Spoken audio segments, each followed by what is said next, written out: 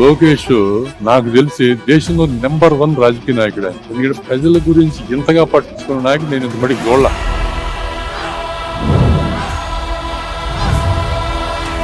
Stanford లో చదివి అక్కడ 2 సంవత్సరాలు ఉద్యోగం చేసి ఇక్కడికి వచ్చి 3 సంవత్సరాలు మినిస్టర్ చేసి 24,000 కిలోమీటర్లు రోడ్డు వేసాడండి ఆయన.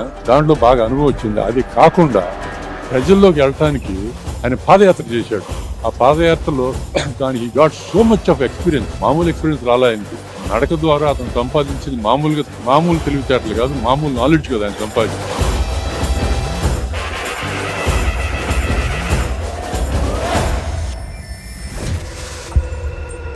నిజంగా తల్లిదండ్రులు చాలా గొప్పవాళ్ళు. ఎందుకంటే వాళ్ళు బాగా చదివటం గ్రేట్ థింగ్. అక్కడ కూడా ఆయన మంచి రోల్ మోడల్గా ఇప్పుడు మన స్టూడెంట్స్కి మాత్రం నారా లోకేష్ రోల్ మోడల్ అండి.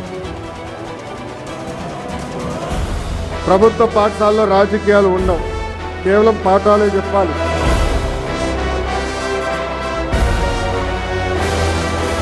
మన పిల్లలకి మెరుగైన విద్య అందిద్దాం, అద్భుతమైన ఫలితాలు అందిద్దామని ఈ సభాముఖంగా రాష్ట్ర వ్యాప్తంగా ఉన్న ఉపాధ్యాయులందరినీ నేను కోరుతున్నాను.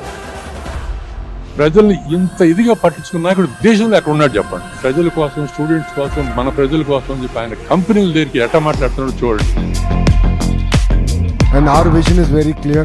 We have to attract $1 trillion worth of investment across sectors to the great state of Andhra Pradesh. And I believe the journey has just started.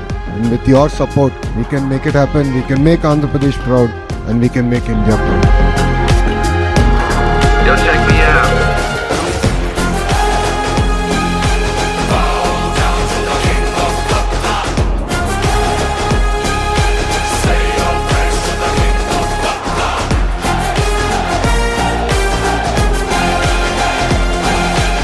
Happy birthday Lokesh గారు.